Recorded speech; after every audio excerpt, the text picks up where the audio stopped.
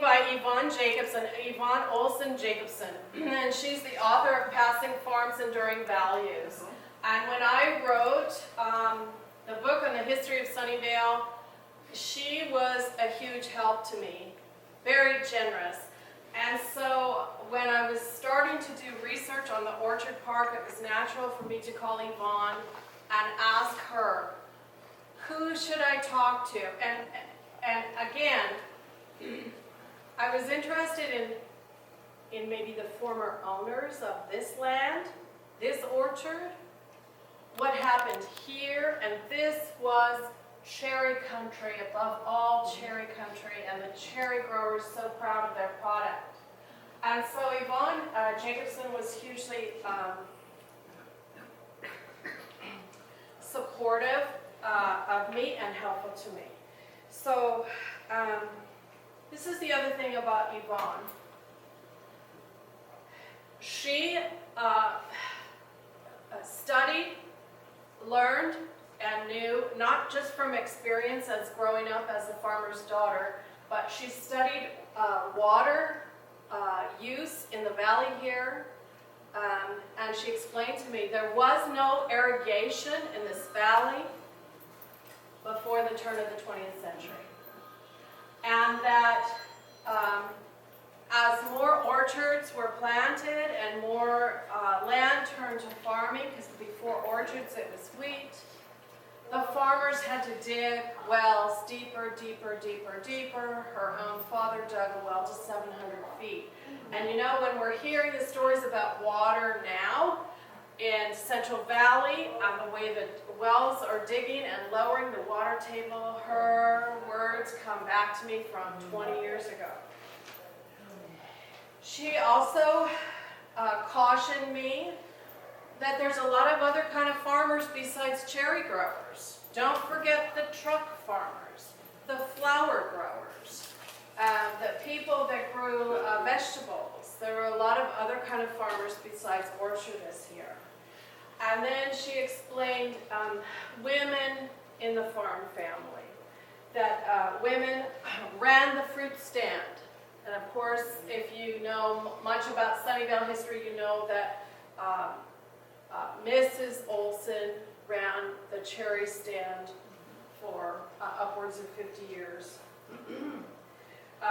They ran the cot shed, so cutting of the apricots, managed the prune pickers, which primarily were children, and some of the women were farmers themselves.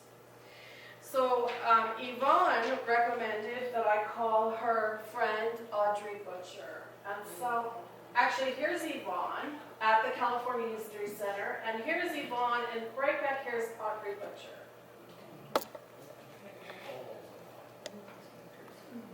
And so when you call somebody up and you say, I'm Mary Jo Ignoffo, and they have no idea who you are, you know, or you've taken a survey for PG&E or whatever, you know. So I didn't hang up immediately. But when you say, you know, Yvonne Jacobson suggested I call you, and then we go down the line. Audrey Butcher suggested I call you. And so you're going to see that these kind of fell one on top of the other. One person pointed me to somebody else. So the Butchers, and I'm guessing you're familiar where the Butcher property is off Fremont, near El Camino, Butcher's Corners. Of course, Audrey and Bob gave me the background on their family and how long they'd been in the valley. But here's the thing that Bob Butcher did. He took me almost literally by the hand out to the orchard and touched the trees, and this tree and that tree. And he had wonderful, wonderful photographs that he had taken of orchards, his and others, at different times of years. And so some of those you will find in the Orchard Heritage Park exhibit. He tried to educate me on the difference between plums and prunes, and I'm sorry to say, I still don't get the difference. I think it's a completely different tree. Does anybody here know? It's a different tree, right? Okay.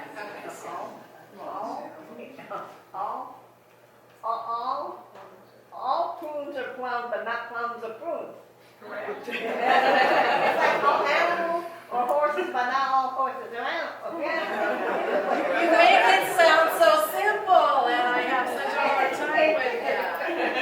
Okay, so this is a homemade tractor built by Bob Butcher's father, and he just got tired of the horse and plow and knew these contraptions were coming forward, and he built this own. And this is his son Harold here, and this is a farm laborer kind of guiding the plow.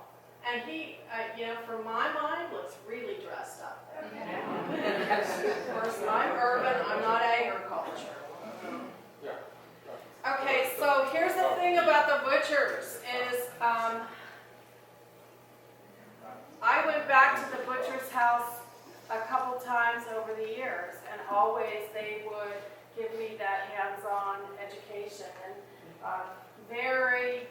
not that long ago, I went to see Audrey, and she had a big collection of Ralph Rambo's stuff. I don't know if you know who Ralph Rambo is, but he was an artist, a calligrapher, a cartographer, and he worked for the canneries, and he designed the labels on their cans, among other things. He did a lot of things. But Audrey was able to tell me some information about Ralph Rambo. Okay, the plums. This is my little struggle with plums and prunes. Here's the Butcher family, and Margaret just told me that the youngest, Barbara, is missing from the photograph. Because she wasn't born yet. Right. She's in there. So Margaret, how old were you? 3? Probably 2. No, probably. It's more like, probably 2. Okay. It's adorable. So I was loaned this by the California History Center. Okay. So Yvonne Jacobson and Audrey Butcher said you should talk to Miriam Stelling, because Miriam Stelling's family owned a lot of the land here. Part of the Calkins Spalding 250-acre ranch that was here became the Stellings. And so here we have Henry Stelling, and you might notice these are icicles. So that is one chilly day out of the Stelling Ranch. So here's my story about Margaret Stelling. So I call Margaret Stelling, Miriam, I'm sorry, I'm thinking Margaret Butcher, Miriam Stelling. Hello, I was given your name by Yvonne Jacobson and Audrey Butcher, and they suggested that you might be willing to talk to me about orchards in Sunnyvale. And Miriam immediately lit into me about the number of ways that she felt that the city of Sunnyvale had messed up. And they did not do well by the orchardists, and I assured her I do not work for the city of Sunnyvale. Could I come up and see you? Okay, so here's the directions. So I go up and see Miriam Stelling. And she lives, and I'm not sure if it's Saratoga or Cupertino, but up on a hill, beautiful home. And she gave me specific directions. And Yvonne had said, I should have known this was a hint, Miriam has very strong opinions. That's fine, I can do that. So I get there, and I pull in to this driveway, and 2 huge, ferocious, salivating German shepherds are up on my car, like barking ferociously. There was no way I was opening my car door. I thought, there is no oral history interview in the world getting my limbs torn off. So this small caretaker came out, and I'm sure she weighed half as much as one of the dogs, and pulled the dogs off and said, you can get out now. And I'm like, I don't think so. And so I finally get out of the car, go into the house, and Miriam was completely bedridden.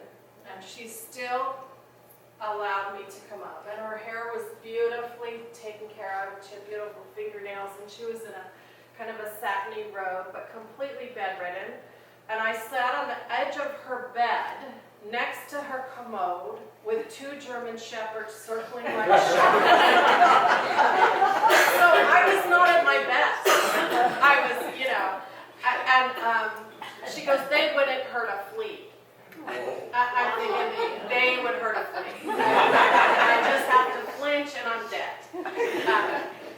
But so Miriam Stelling told me about she was a Calvert. She graduated in the class of 1929 from Fremont High School. And she was classmates, and she told me about Thurza Quant and Matilda Sousa. And they were all classmates, and they still all got together, still all living. And she did have very strong feelings about the city of Sunnyvale annexing orchard land against the wishes of the orchardists. But this is what she told me, that the Stellings had peacocks. And she said that Senator Phelan had peacocks at his property. So Senator Phelan, James Phelan, former mayor of San Francisco, builder of Montalvo, so he's like the biggest name in the entire valley, really, had peacocks. And so it was a status symbol to have peacocks. And so the Stellings got peacocks. Well, evidently peacocks reproduce rapidly. And pretty soon, she said they were like watchdogs. And then the laborers couldn't work in the orchards because the peacocks charged them and attacked them. So it was this proliferation of peacocks. Okay, I would never, ever, ever know about peacocks in Sunnyvale if I hadn't gone to see Miriam Stelling. And if she hadn't agreed to see me as she's laying in bed, not able to get up, she still wanted to say something, and she had stuff to say, and she was very, very interesting. My only objection were the dogs.